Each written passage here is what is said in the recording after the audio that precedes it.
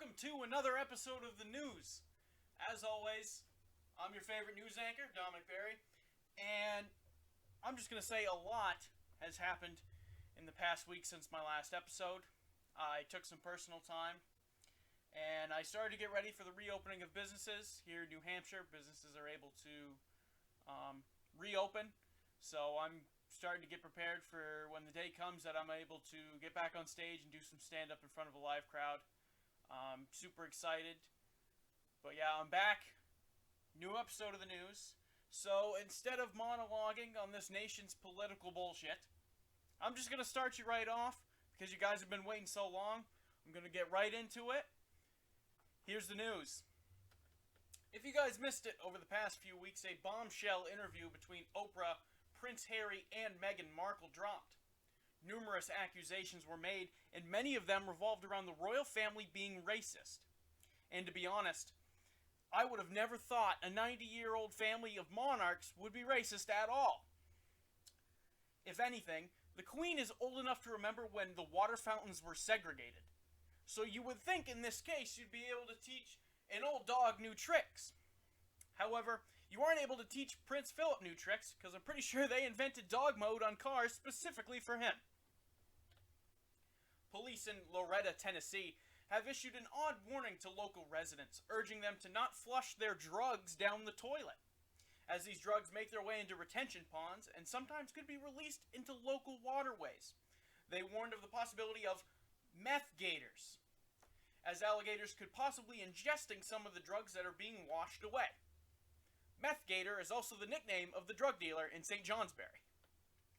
In case you missed the world's newest viral moment, Joe Biden has gone viral after a video surfaced of him tripping not once, not twice, but 3 times trying to go up the stairs of Air Force One. This has raised questions about the president's health and mental well-being. When asked about it at a press conference, Joe Biden claimed that 9 out of 10 people don't trust stairs. He then later said, "Stairs, man. They're always up to something."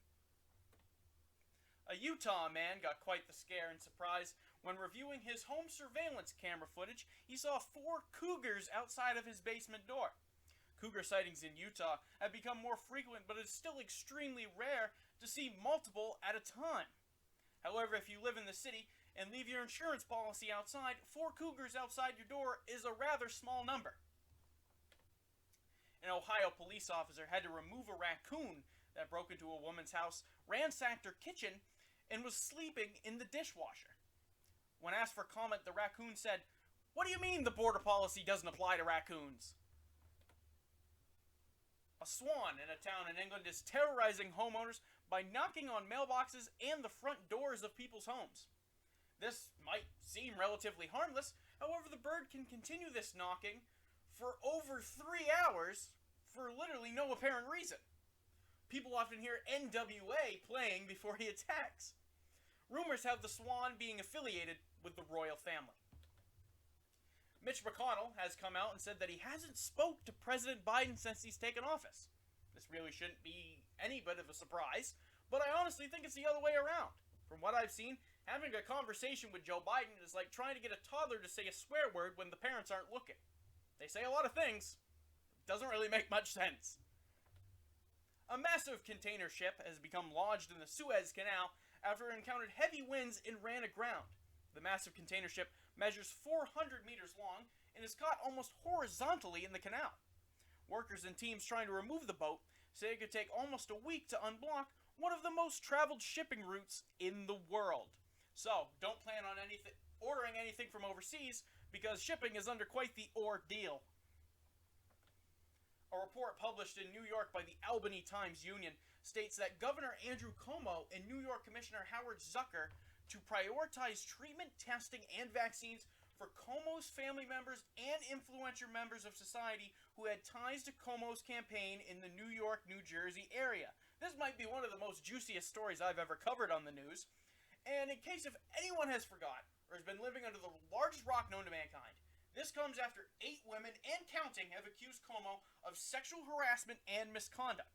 And not to mention the scandals involving the placement of COVID-infected individuals being placed in nursing homes and simultaneously covering the deaths that followed in these homes. Cover your ears, kids, because I'm going to use some TV mature words. If this guy isn't the biggest asshole on planet Earth right now, I don't know who is. If anything, I think it would be better if he pulled an Epstein, got his own island, and stayed there. Hating this guy should become a national tradition.